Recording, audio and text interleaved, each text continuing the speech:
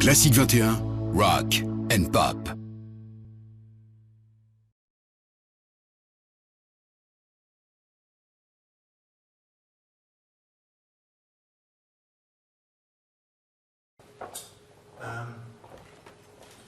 Well, the last tour that we did, I really enjoyed, and we did the whole of Dark Side of the Moon during that tour, and I was sort of toying with the idea of maybe going for one more, and actually Laurie, my fiancée, said, well, if you go out again you should do the Wall, and I rather poo-pooed the idea, so we do that bit.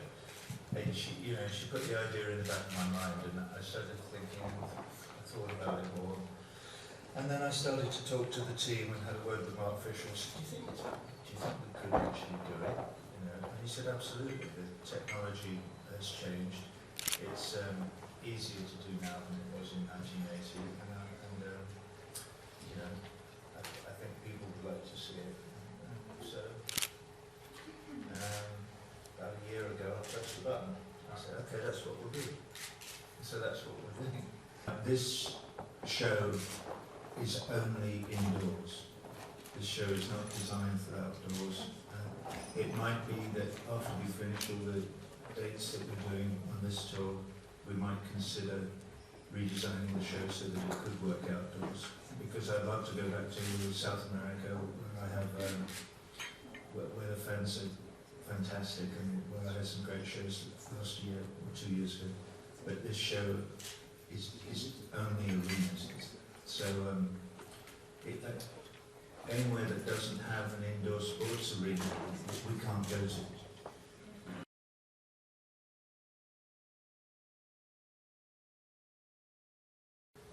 Well, if you go to rogerwaters.com, you'll find on that webpage, there's a window. It's interesting, I've never had a webpage before, and we just instituted this a couple of months ago. I managed to wrest that name back from a fan who was very nice actually. He gave it up quite willingly, which was a good thing. Anyway, if you go there, there's a window that you can view that says, why do the Wall again now? And I could I'll paraphrase it if I can remember. It says that I recently read part of an interview that I gave 22 years ago, where I talked about the technology of the exchange of information, the internet, and how I very much saw it as a double-edged sword, and the big question facing us all is, will our ability to communicate across national, ethnic, religious, whatever walls, boundaries you care to name, enhance the potential that we have to live peacefully together? And that is my hope, and I'm an optimist, and I believe that bubbling somewhere beneath the surface of all that's going on the internet is that very precious thing. I see it now, there's also attached to the website a Facebook page, I see people talking to each other who don't necessarily agree with one another, but they're talking, and that's a very healthy thing. But the downside is that the technology gets used as a tool of propaganda by the people who run our lives, the rich and powerful, who tell us all what to do and get us to consume, not for our benefit but for theirs, and whether they will find it increasingly easy to render us all sheep-like, so that we go on this sort of kind of sleepwalk through our lives, endlessly consuming, and that we become weaker and weaker and less able to resist the real evil ones.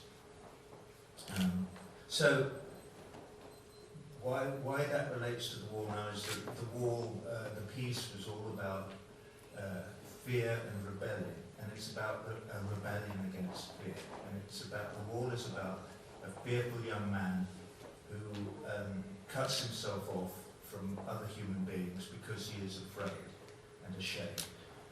And I see that potentially as an allegory for the way nations act towards one another now. And the politics of nationalism has, over the last 30 years since I wrote the war, become more transparent. It is easier for us ordinary mortals to see the way that we are controlled. And in consequence, it is easier for us to resist. And so this production of the war is a lot more political, a lot more general, a lot more universal, a lot more all-encompassing than the original production was in 1980, which was largely an autobiographical exercise and interest in its own way. But this production I'm trying to make much more inclusive and much more about broader issues than just this one character.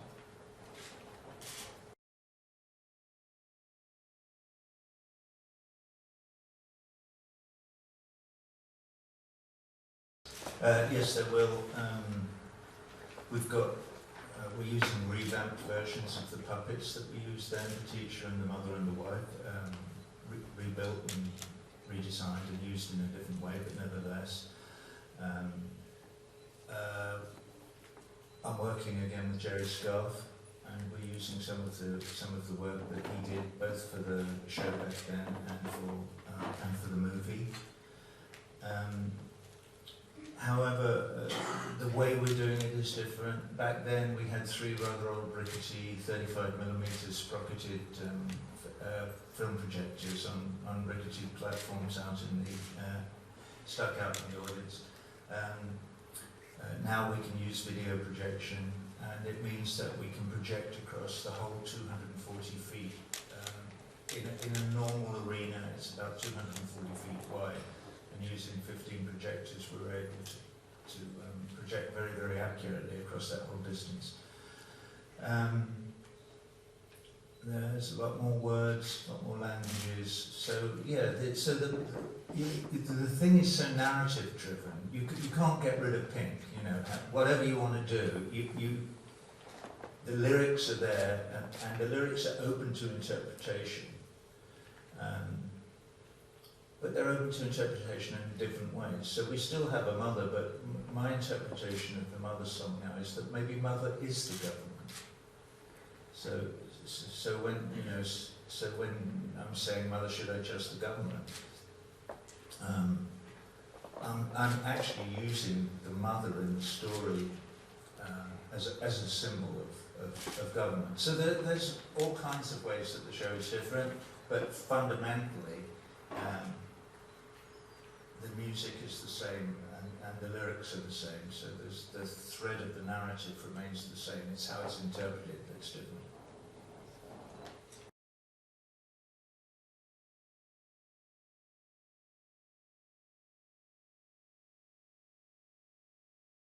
No,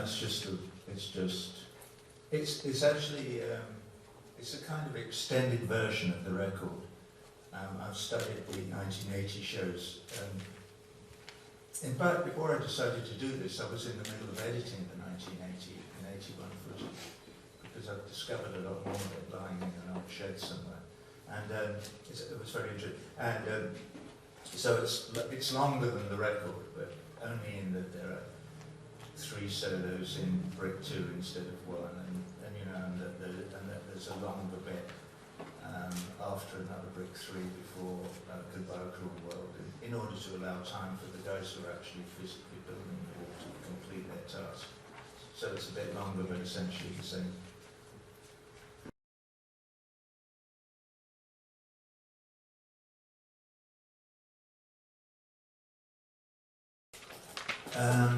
No, I'm not. I did relent a couple of years ago and get a cell phone. But I cling to it with a certain desperation. All it does is make phone calls. You know, I will not read text messages or any of that. I don't know about the way technology has affected that. I worry about the young people, to be honest with you. You know, I think they may well be twittering their lives away to some extent. And I mean, on a serious note, the time I see, you know, my kids, my old kids who are now grown up and having children of their own, but the amount of time that gets devoted to video games and all that kind of stuff is, seems to me that it's sort of the exact opposite of what I would hope that successive generations would be into. That is pure consumerism. So and they're consuming nothing. It's like, and it takes hours and hours and hours and hours of time out of some people's lives anyway. So it's a bit like if you got up in the morning and did nothing but, you know, eat candy floss all day, you end up with no teeth. You know, you just become a, you know. So that's something of a concern. I think the technology can be very seductive, and you know, whatever.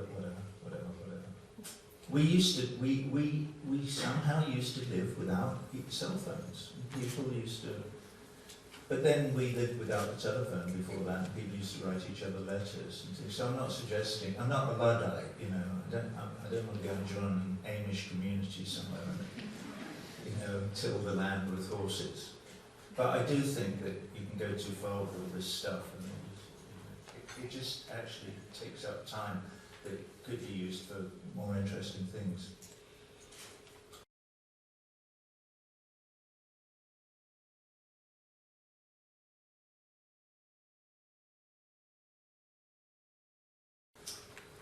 Yeah, I have resolved a lot of the issues. I feel almost no shame anymore, because back in those days I was still very guilt-ridden.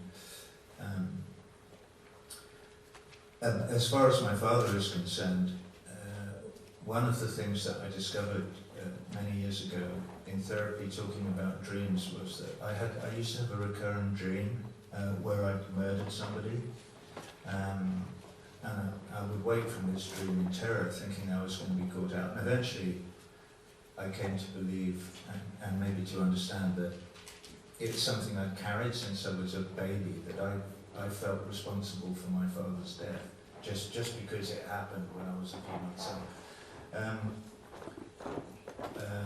So that's gone. However, the loss of my father remains a prime motivation, and it's a prime motivation for doing this show.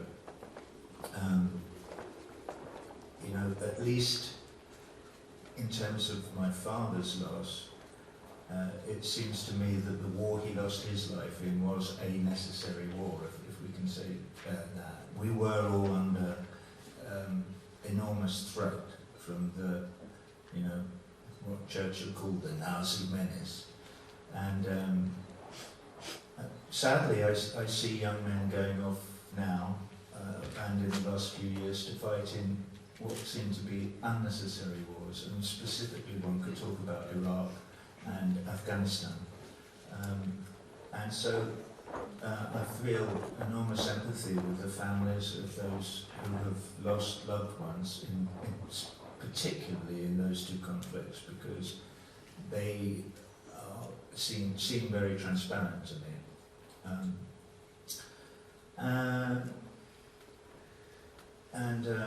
They've affected the lives of thousands of families in the USA and in the UK.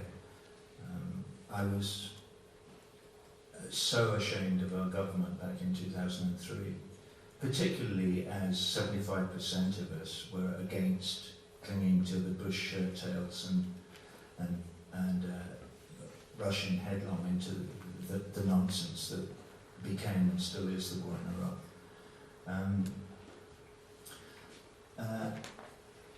Well, not just that 75% of Brits in polls were against joining the Americans in the invasion of Iraq, but that 2 million of us demonstrated in the street, and the government took nothing, well, Blair specifically, took not one blind bit of notice.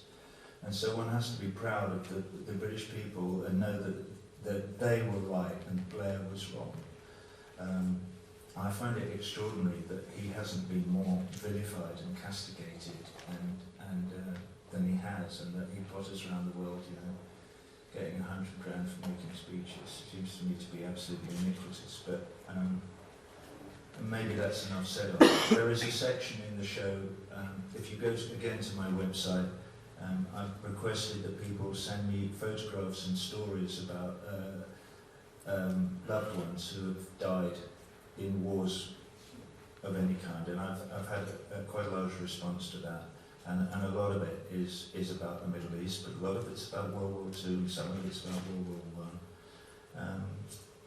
And the plan is that we will use these photographs at some point during the show, probably alongside a photograph of my father, as an act of remembrance. It's very hard for it's very hard for any of us who haven't been blown up in a tank or beside an IED or whatever and had our legs blown off, to understand the unbelievable trauma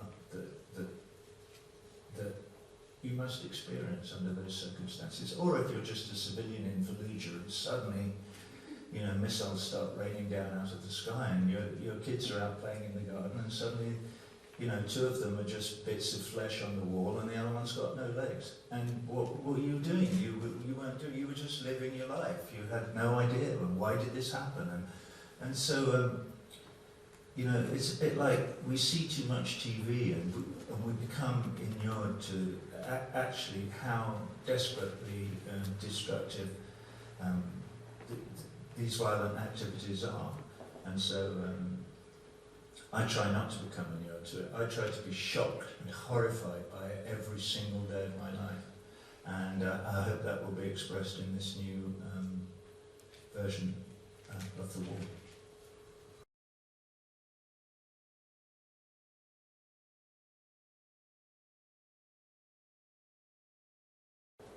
I do, but that's an interesting question. I've changed, but if you believe in consciousness, and there are huge debates about whether we are conscious or not at the moment, but I still feel like I am whoever I was then, and I will be, if I live for another 25 years, I'll still be that same person. I think we carry a specific feeling of I around with us for our whole lives, and it's a bit of a roller coaster ride, and we have our ups and downs, and I go through sometimes when I question things more, and I wonder more what's all this about, what am I doing, and question what I'm doing in my life and the way the world works, and sometimes I feel calmer. But yeah, I still relate to that younger man.